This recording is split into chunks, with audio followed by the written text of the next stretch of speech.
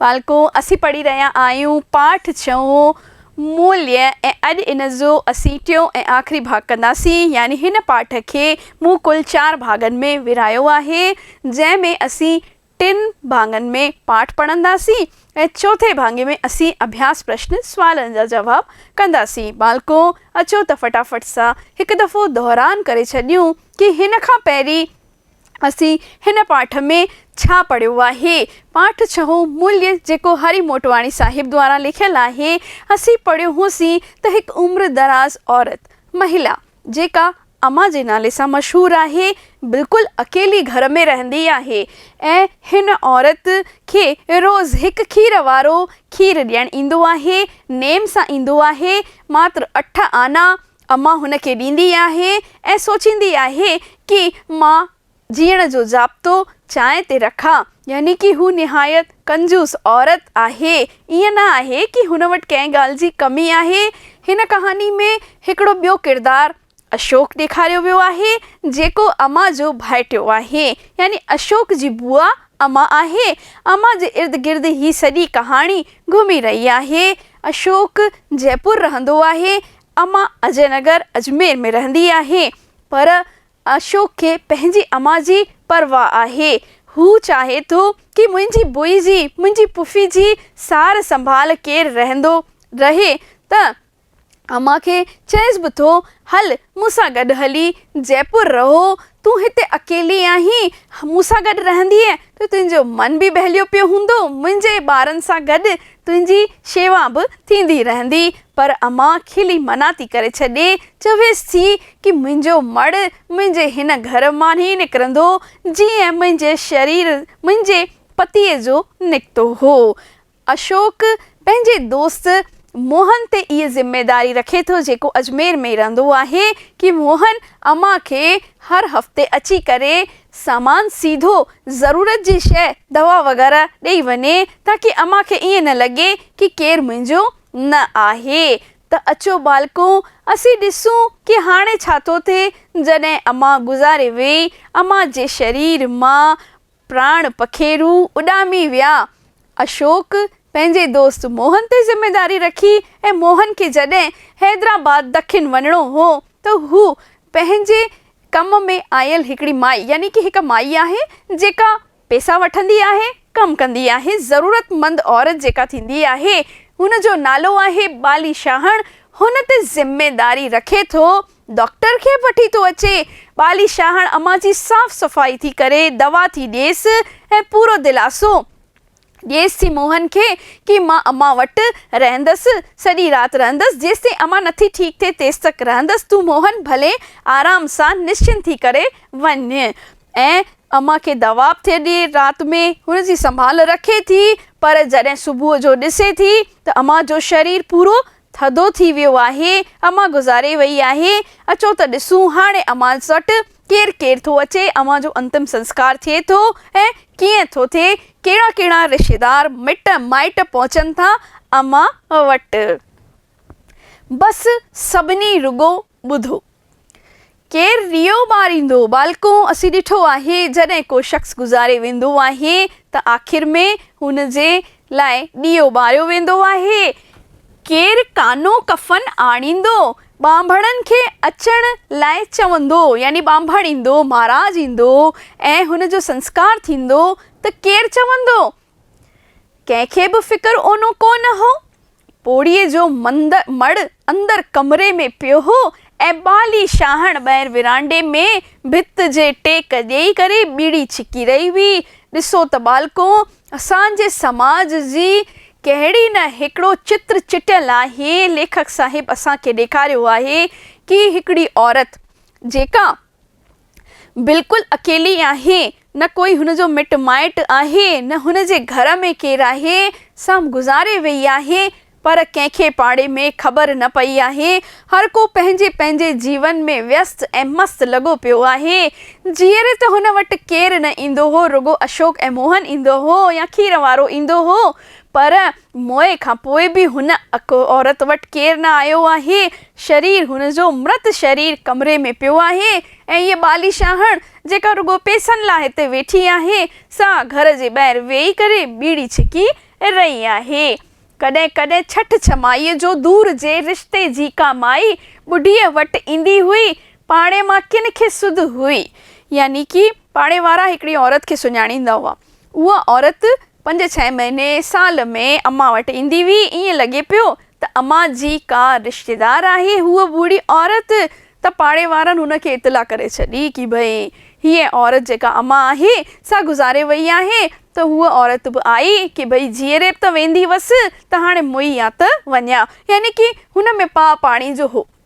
उहा बूढ़ी औरत हुई त लॻेसि पियो भई मां गुज़ारे वेंदसि त मूं वटि बि केरु न केरु ईंदो, त छो न मां अम्मा वटि हलां। हाणे हूअ गुज़ारे वेई आहे। ॼाण मिलण ते बि हूअ अची पहुती। ॼाण मिलण ते यानी कि जॾहिं हुन बूढ़ी औरत खे जेका अम्मा जे रिश्ते में परियां जे रिश्ते में हुई त हूअ अम्मा वटि अची पहुती हुई कि हाणे त हलणो पवंदो।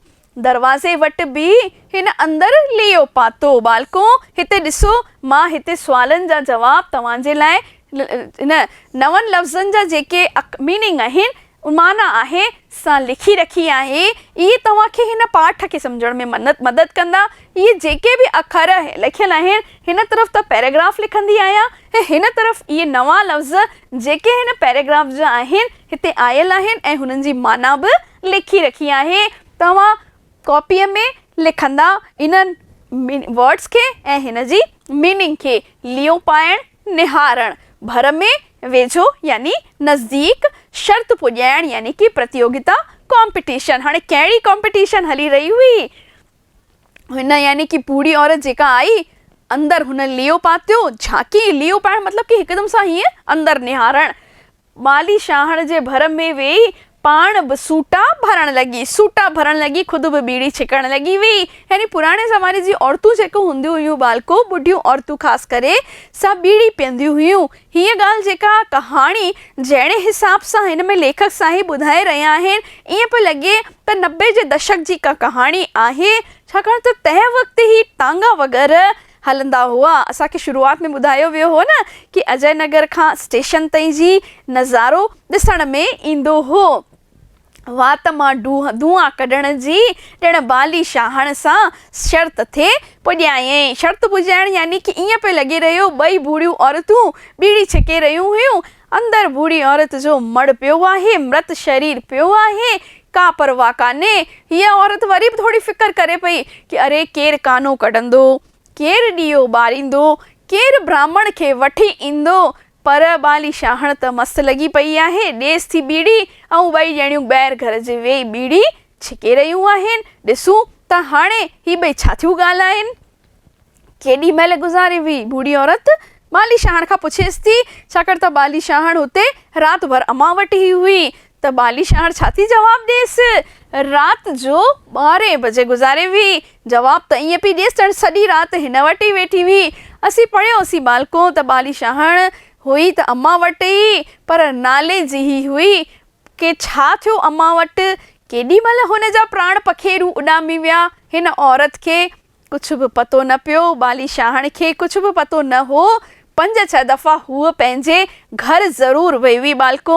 असीं ॾिठोसीं कि जॾहिं मोहन डॉक्टर खे वठी आयो हो, तंहिं वक़्तु बाली शाहण बि हुते ई मौजूदु हुई। मोहन अम्मा खां जीअं तीअं कुंजी की चाबी कबट जी वरिती ऐं खोलियो तालो त अखियूं बाली शाहण जूं बि फाटियूं जे फाटियूं रहिजी वयूं। मोहन खे बि अचंभो लॻो, छाकाणि त अंदरि चादरुनि जा छा त सेट, छा त कपिड़ा, छा त क्रॉकरी, बासण हुते सिंध जा पिया हुआ। ईअं पियो लॻे त इहे कॾहिं इस्तेमालु ई न थियल आहिनि। बिल्कुलु नया जा नया सामान अम्मा जे कपिड़नि में, कपिड़ा वग़ैरह जेके हुआ कबटनि में सथियल यानी पूरा भरियल पिया हुआ। त थी सघे थो डायरेक्ट न इनडायरेक्ट असीं इहो अनुमान लॻाए सघूं था त बाली शाहण राति विच में, छाकाणि त अम्मा खे त सुध ई कान हुई, अम्मा त गुज़ारे वई हुई, थी सघे थो उहे सामान खणी वेई हुजे पंहिंजे घर। तौबा तौबा, केॾी न भयानक घड़ी हुई। यानी बूढ़ी औरत बि जीअं ॻाल्हाईंदियूं आहिनि अम्मा वग़ैरह कीअं चई तौबा तौबा, केॾी भयानक घड़ी हुई। उन वक़्तु तूं संदसि भरिसां वेठी हुई है। यानी कि बूढ़ी औरत कंहिंखां थी पुछे? बाली शाहण खां थी पुछेसि, छाकाणि सॼी राति बाली शाहण हुन औरत जे हिसाब सां अम्मा वटि ई मौजूदु हुई। तॾहिं ॿियो केरु थो जवाबु ॾेसि? बालीशाण बि कॉन्फिडेंट आहे, चए थी ॿियो मां वेझो ई त वेठी हुअमांसि, ॾाढी का हिमत वारी थी ॾिसी। मुंहिंजो त जेकर ईअं चई ॿिए पल हुन ॾेखारण लॻी गोया हूअ सभु कुझु लुटे वेई हुजे, यानी कि बूढ़ी औरत अम्मा वटि ईंदी रहंदी हुई। हुनखे पतो हो अम्मा वटि छा छा आहे, हुनजे घर में छा छा आहे, त हुन जॾहिं घर में लीओ पातो त हूअ सम्झी वेई त बालीशाहण राति में हितां कुझु खणी वेई आहे ऐं वरी पुछेसि थी तूं हिते ई हुईं सॼी राति? बालीशाण चएसि थी हा, ॿियो? त उहो वरी घर में ॾियारेसि थी, चवेसि थी कि अरे पोइ ही छा, ओचितो हुन खां रण निकिरी वई, यानी बूढ़ी औरत खां रण निकिरी वई। यानी ॾिसो बालको, हिते हिकु औरत जो शव, हिकु मृत शरीर, हिकु बूढ़ी औरत, बेसहारा औरत जेका बिल्कुलु अकेली आहे, अंदरि घर में आहे, ऐं ही ॿई बूढ़ियूं औरतूं वेई ॿाहिरि घर जे चर्चा पियूं कनि, कचहरियूं पियूं कनि, बीड़ी पियूं छिकनि। हिननि खे ॻाल्हाइण जे अलावा ॿियो कुझु न कयो हिननि कि हुन जे लाइ को ॾीओ ॿारियूं, कुझु ॾिसूं। हाणे ॾिसूं छा थियो, बालीशाहण छिरक भरे उथियो। वरी छा थियो, पाड़े मां हिन महिल ताईं केर बि न आयो आहे, यानी कि हिननि खे लॻण लॻो कि भई हाणे त टाइम निकिरी वियो, देरि पेठी थिए, छाकाणि सभिनी खे पंहिंजे पंहिंजे घर वञिणो आहे, सभिनी खे पंहिंजे पंहिंजे घर वञी पंहिंजा घर संभालणा आहिनि, कमु करणा आहिनि। त चवनि थियूं अरे हेॾी टाइम थी वियो, माई राति में गुज़ारे वई आहे, 12 बजे गुज़ारे वई आहे, अञा हिते केर बि न आयो आहे। हलो, रिश्तेदार त परियां जी ॻाल्हि आहे, परियां रहंदा आहिनि, हुननि खे अचण में वक़्तु लॻंदो, पर घटि में घटि पंचायत वारा, पाड़े वारा केर था अचनि हिन पोड़ीअ वटि? के आया हुआ? केर थो चवेसि? बालीशाहण थी चवेसि आयो त हो केरु, पर अॼु छा आहे, आर्तवार आहे ऐं टीवीअ ते रामायण जो सीरियल हली रहियो आहे। हिन सेंटेंस सां बि बालको असांखे इहा ॼाण थी पवे, रामायण सीरियल दूरदर्शन में जॾहिं 90s में ईंदो हो, मां बालको तॾहिं ॾाढी नंढी हुअमि, मूंखे सुठी तरह यादि आहे कि पाड़े में कुझु घरनि में ई टीवी हूंदी हुई, सभिनी वटि टीवी न हूंदी हुई। तंहिं वक़्तु छा थींदो हो, जॾहिं रामायण जो सीरियल हलंदो हो न, त ओड़े पाड़े वारा अची करे घर में जंहिंजे टीवी हूंदी हुई गॾिजी करे सुबुह जो वक़्तु हूंदो हो, मिली करे रामायण ॾिसंदा हुआ, पोइ पंहिंजे पंहिंजे कम ते लॻंदा हुआ। छाकाणि त आर्तवार जो ॾींहुं हूंदो हो, हर को देरि सां थो उथे, हर को आराम सां थो कमु करे, त ईअं ई बालीशाहण छा थी चवेसि, रामायण हली रहियो आहे, आर्तवार जो ॾींहुं आहे, छुटीअ जो ॾींहुं आहे, इन करे केरु नज़र नथो अचे। यानी बूढ़ी औरत जेका आई हुई, स वरी बि थोरो चयईं भई मां कमु कयां, हितां निकिरां, पंहिंजे घर वञा त ॾिसां त सही को क्रियाकर्म जो ॿेलो त कयूं। खिन मतिलबु थोरो वक़्तु रुकी करे छा चई, राति जो 12 वॻे बि अहिड़ो ई सन्नाटो हुओ जीअं हींअर थी ॾिसी। यानी बालीशाहण चवेसि थी जेॾी महिल हीअ पोड़ी गुज़ारे वई हुई न, राति जो 12 वॻे अहिड़ी सन्नाटो लॻो पियो, तंहिं करे त मां कंहिंखे सॾु न कयो, मूंखे पतो गुज़ारे वई आहे, पर मां तंहिं हूंदे बि हिते ई वेठी रहियमि। बूढ़ी औरत बि बदमाश हुई, शैतान हुई, तॾहिं त चवेसि थी, पुछेसि थी तूं हिते ई वेठी हुई, डपकान लॻई तोखे? ऐं बालीशाहण छा थी चवेसि, हा मां त हिते ई वेठी हुअसि। तोबा, यानी कि बूढ़ी औरत थी चवेसि घोर कलजुग अची वियो आहे। छो? छाकाणि त माण्हुनि खे परवाह ई न आहे, पाड़े में केरु गुज़ारे वियो आहे ऐं सभु पंहिंजनि पंहिंजनि घरनि में वेठा आहिनि। ॾिसो त बालको, अॼु जे समाज जो कहिड़ो सचो चित्र हिते असांजे साम्हूं लेखक साहिब चिटियो आहे कि कंहिं इंसान जी जीअरे बि क़दुरु न आहे, त मौत खां पोइ बि हुनजो कोई क़दुरु न आहे। मड़ खे माॻ त रसायो, न ॾीओ ॿारियो अथव, न काठ वठी आया आहियो, काठ कफ़न जी का व्यवस्था त कयो त हिन मड़ खे हिन जी जेका आहे सही मंज़िल ते असीं पहुचाए सघूं। भला ॾिसां त घर में अन्न चपटी आहे, ईअं चई हूअ ॼण सॼे घर जी तलाशी वठी आई। छाकाणि त जेसिताईं पोड़ी हुई तेसिताईं कंहिंजी हिमत न थींदी हुई कि हुनजे घर में केरु घुसी सघे, हुनजी शयुनि खे केरु छेड़े सघे। छाकाणि औरत जेका हुई ख़ुदि कंजूस हुई, ॾाढी पकाईअ सां हलंदी हुई। पर हाणे जॾहिं हिन घर जी इकलौती मालकिन, हूअ बूढ़ी औरत, हूअ अम्मा, हूअ पुफी जेका गुज़ारे वई हुई, सा घर में न हुई, त हिननि ॿिन्हिनि जी हेॾी हिमत थी वई जो हुनजे घर में घिड़ी वियूं आहिनि ऐं चवनि थियूं त ॾिसूं छा अन्न चपटी वग़ैरह आहे या न आहे। भुण भुण कंदे ॿाहिरि निकिरी आई, चए थी अरे घिटीअ में अञा केरु कोन थो नज़र अचे, अञा माण्हू टीवी पिया ॾिसनि, यानी पाड़े में मौत थी वियो आहे, उनजी परवाह कंहिंखे कान्हे। टीवी में छा अची रहियो आहे, मनोरंजन जी सभिनी खे परवाह आहे। रामायण हलंदे केरु ईंदो, बालीशाहर थी चवेसि। ऐं पोइ ॼण हिन मथां जख खाईंदे चयो अरे हलिया हलिया सभु कुझु थी वेंदो, तूं अची बीड़ी छिक बालको, ॾिसो त बालीशाहर बि मस्तु औरत आहे। छा थी चवेसि, रहण ॾे, छॾ, हलिया थी वेंदो सभु, हिन जो अंतिम संस्कार ई त करिणो आहे, ख़तमु थींदो न सीरियल, माण्हू उथंदा निंड मां, आर्तवार जो ॾींहुं आहे, थोरी देरि थींदी, थी वेंदो, हलिया अची तूं करे अचु मूंसां गॾु बीड़ी छिक। पर मूंखे उञ लॻी आहे, जेका औरत हुई उहा चवेसि थी कि मूंखे त प्यास लॻी आहे, उञ यानी बालको प्यास। पाणीअ जो मटको भरियो पियो अथई। वरी हेॾी महिल उहा बूढ़ी औरत छा थी चवेसि, ख़ैर घुर, सूतल लॻल पाणी केरु पीअंदो बालको, इहो असांजो हिकु संस्कार आहे, रिवाज आहे त जंहिं घर में मौत थींदी आहे बालको, भले हुन में मौत खां पहिरीं रोटी ठही आहे, उहा रोटी तयार ई आहे, ताज़ी आहे, पर अगरि घर में मौत थी वियो आहे त उन रोटीअ खे वापराईंदा कान आहियूं, खाईंदा कान आहियूं, रोटी ऐं पाणी सभु जानवरनि खे ॾींदा आहियूं ऐं उनखे सूतक लॻल रोटी या सूतक लॻल पाणी चइबो आहे। पहिरीं अंतिम संस्कार थींदो आहे, घर सॼो साफ़ थींदो आहे, धोइबो आहे, लीपबो आहे, तंहिंखां पोइ नयो कुझु ठहंदो आहे, जेसिताईं हुन माईअ जो, पुरुष जो जेको बि गुज़ारे वियो आहे उनजो अंतिम संस्कार नथो थी वञे, तेसिताईं कुझु बि खाइबो पीबो न आहे। हेल ताईं की चांहि बि न ठहंदी आहे। मान लो हीअ माई जीअं राति जो गुज़ारे वई ऐं सुबुह जो चांहि जी घुर्ज थी थिए त ओड़े पाड़े वारा ज़रूरु चांहि ठाहे करे तव्हांखे ॾेई वेंदा, जंहिंजे घर में केरु गुज़ारे वियो आहे, पर घर में चुल्ह न ॿरंदी आहे, न कुझु खाइबो आहे, न कुझु खाराइबो आहे, सभु कुझु क्रियाकर्म थी वञे, तंहिंखां ई पोइ नए सिरे सां पहिरीं गांइ न्याणी खे ॾेई करे उनखां पोइ सभु कुझु थींदो आहे। ऐं हीअ औरत समझदार हुई, तंहिं करे छा थी चवेसि, सूतक लॻल आहे हिन घर में, माई गुज़ारे वई आहे, अञा त हुनजो संस्कार ई कान थियो आहे, सूतक लॻल पाणी मां कीअं पीअंदसि, पर बालीशाहर खे परवाह न आहे। बालीशाहर छपन में भुड़कियो बड़बड़ थी करे, यानी पंहिंजो पाण सां ई थी ॻाल्हाए। छा थी चवेसि, उन वञी मर मुंहिंजी भला सां थ।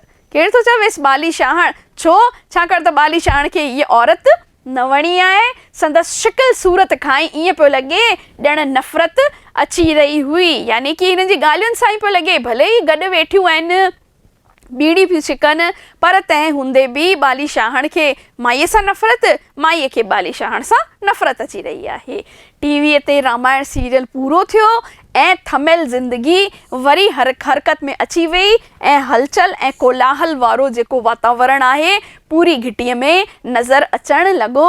पहिरीं ईअं ई थींदो बालको, जॾहिं रामायण हलंदी हुई त रामायण ख़तमु थींदी हुई, तंहिंखां पोइ माण्हू पंहिंजे पंहिंजे कम ते वेंदा हुआ, सभु घर वारा पाड़े वारा टीवीअ जे साम्हूं वेंदा हुआ, छाकाणि त हू अहिड़ो सीरियल हो बालको, ईअं लॻंदो हो, ईअं दर्शायो वियो हो, ईअं चरित्र चित्रण हुन सीरियल में कयो वियो हो, माण्हुनि खे लॻंदो हो साक्षात भॻवान राम सीता असां वटि अची रहिया आहिनि, असांजे घर में नज़र अची रहिया आहिनि। त ईअं ई हुते बि थियो।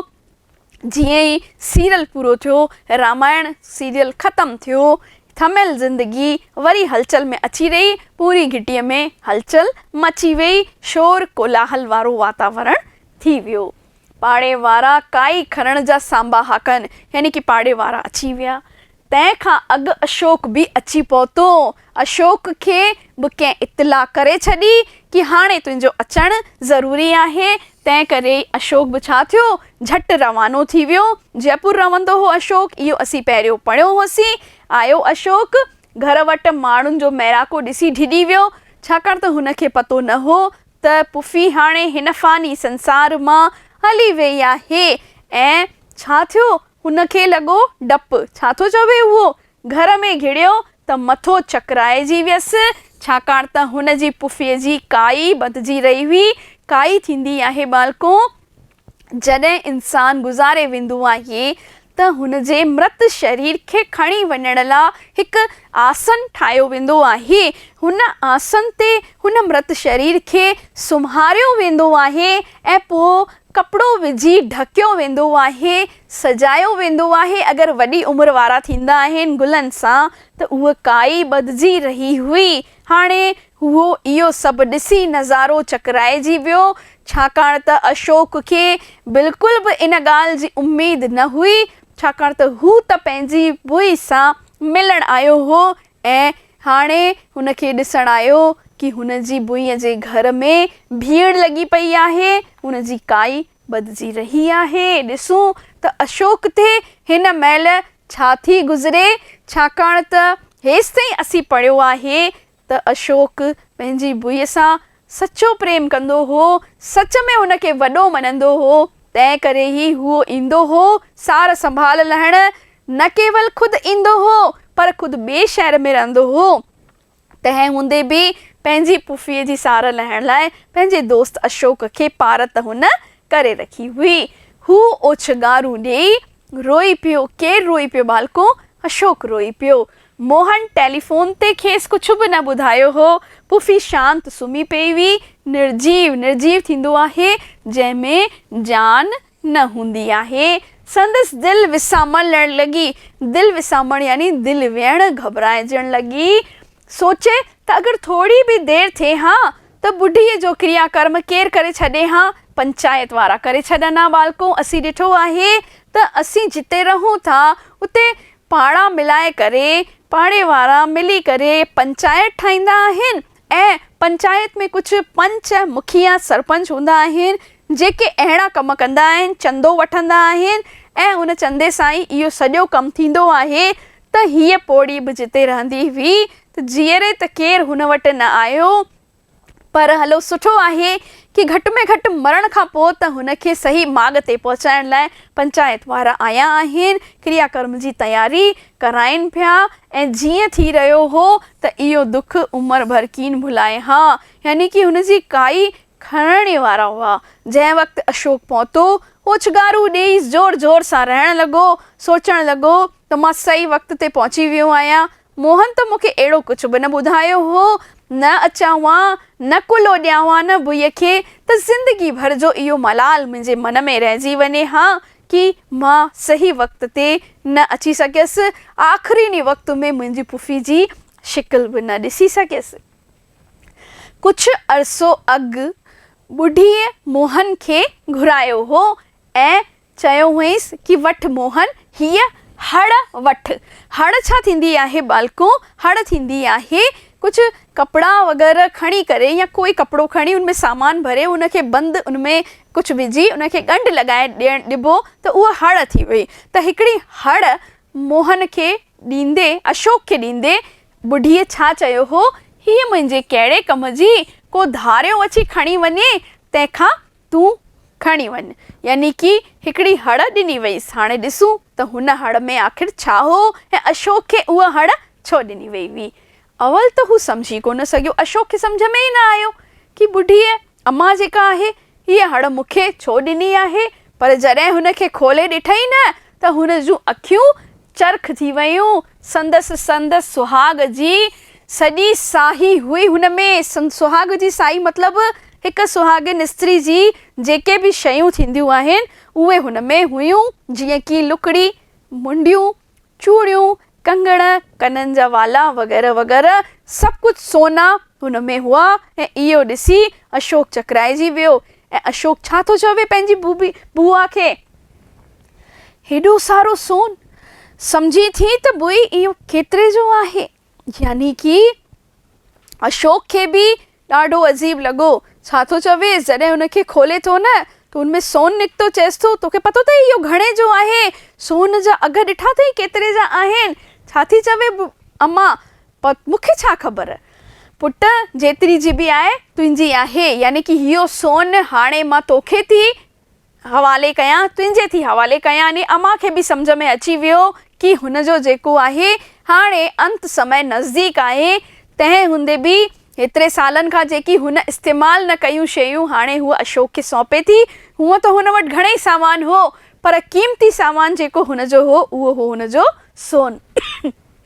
मां हीअ हाणे तोखे थी परतो कयां, परती करण मतलब कि तोखे संभालियां थी, तोखे थी ॾियां, तूं संभाल, तूं हिनजो सार लहो।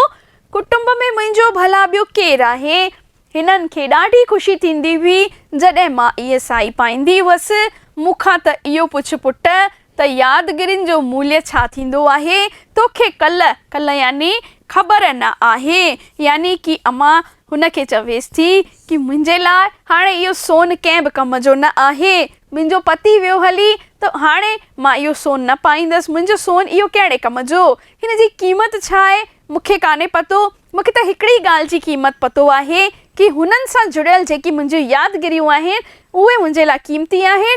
उहे ई मूंसां गॾु वेंदियूं मरण खां पोइ। ही थोरी मूंसां गॾु वेंदी। तूं त मूंखां रुॻो हुननि यादगिरियुनि जी क़ीमत पुछ पुट, तोखे ख़बर न आहे। मसाण मां जॾहिं मोटिया त अशोक ओछकारू ॾेई रोअण लॻो। हाणे वक़्तु ॿुधायो वियो आहे जॾहिं ॿुढी अम्मा जो सॼो अंतिम संस्कार थी वियो, क्रियाकर्म थी वियो। अशोक जॾहिं वापसि घर आयो त हुन छा ॾिठईं? सभु कुझु मेरो, हर शइ मेरी, आसमान बि मेरो, सभु कुझु मेरो पियो हुनखे नज़र अचे। यानी अशोक खे छा पियो लॻे?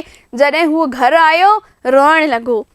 हिन घर में जंहिंमें हुनजी बुई, हुनजी पुफी रहंदी हुई, उहा हाणे न आहे। सभु कुझु त हूअ पंहिंजो ॾेई वई हुई अशोक खे। हाणे घर आयो त ॾिठईं हंधम मेरा, सामान मेरो, यानी सभु कुझु मेरो, हेसि ताईं कि हुनखे आसमान आकाश बि मेरो ई पे नज़र आयो।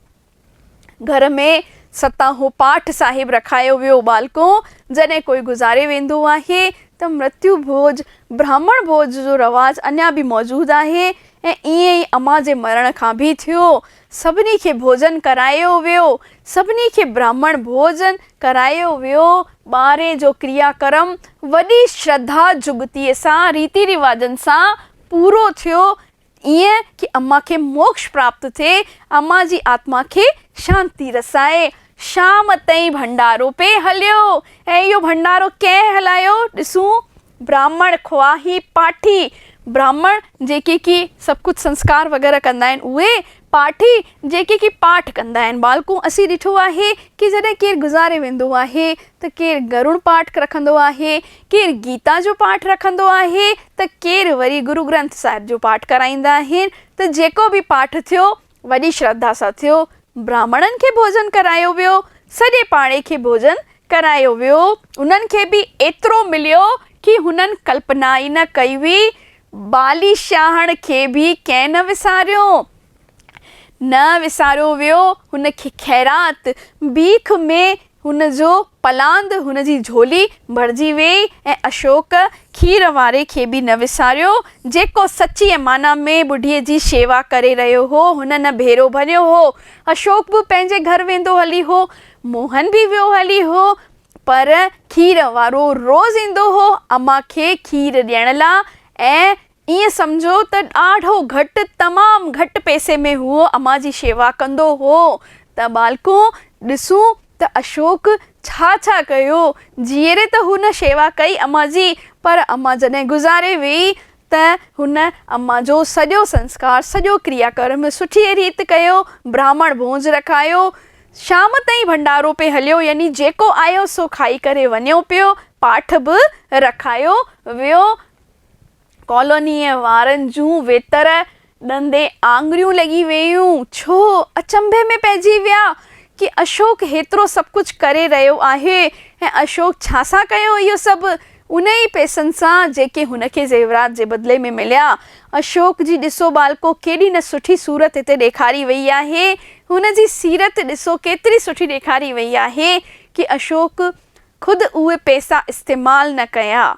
चाहे हा त सोन विकिणी वठी वञे हा, ख़ुदि जी औरत खे ॾिए हा, पंहिंजे ॿारनि लाइ रखे हा, पंहिंजे बिज़नेस में लॻाए हा, पर अशोक अहिड़ो न कयो। अशोक छा कयो? न केवल ब्राह्मण भोज करायो, अम्मा जो सुठी तरह संस्कार करायो, अम्मा जे लाइ जेको आहे पाठ रखायो, पर हिकिड़ी ॿी ॻाल्हि कई, उहो ॾिसूं ॿुढीअ जी जाइ जे लॻोलॻ ॿी जाइ ख़रीद कई वई ऐं हुते ॿुढीअ जे नाले जी हिकिड़ी त धर्मशाला ऐं हिकिड़ो सत्संग हॉल ठारायो वियो। यानी कि अशोक अम्मा जे ॾिनल ज़ेवरनि सां अम्मा जे घर जे वेझो वारी बिल्कुलु पासे वारी हिकिड़ी ॿी जॻह ख़रीद कई, छाकाणि अम्मा जी जॻह नंढड़ी हुई, उहा बि अम्मा जी ई हुई ऐं अम्मा अशोक जे नाले उनखे बि करे वई हुई। त उहा ज़मीन ऐं हुन जे पासे वारी ज़मीन ख़रीद कई, हुते अम्मा जे नाले जी धर्मशाला ठाराई, पहिरें माड़े ते अम्मा जे नाले जो सत्संग हॉल हुन ठारायो ऐं पोइ अखियुनि ॾिठो हाल इहो असांखे लेखक साहिब ॿुधाए रहिया आहिनि त पाड़े वारनि जूं अखियूं खुलियूं रहिजी वियूं, छाकाणि त भाइटियो अशोक हुनजी जीअंदे बि सेवा कई, मरण खां पोइ बि अम्मा जो नालो अमर करे छॾियो ऐं सभु पैसो हुन अम्मा जे नाले ते ई ख़र्च कयो। त बालको, इन पाठ मां असांखे हिकु संदेश मिली रहियो आहे, असांखे हिकु सिख्या मिली रही आहे कि अगरि केरु असांजे मथां विश्वास करे थो, असांजे मथां भरोसो करे थो, त असांखे हुन भरोसे खे क़ाइमु रखिणो आहे। ईअं न आहे कि इंसानु असां ते भरोसो करे, असांखे पंहिंजो सभु कुझु मञे, सभु कुझु ॾिए ऐं असीं जेको आहे हुनखे भरोसे खे तोड़े छॾियूं। अशोक बि ईअं ई कई, पंहिंजी पुफीअ जी यादगिरीअ में धर्मशाला ठाराए अम्मा जो नालो अमर करे छॾियईं। अचो त हिन पाठ खे इते ई ख़तमु कयूं ऐं हिन संदेश खे पंहिंजे जीवन में बि कमु आणियूं। मिलियूं था अॻिले वीडियो में, तेसीं ताईं नमस्ते।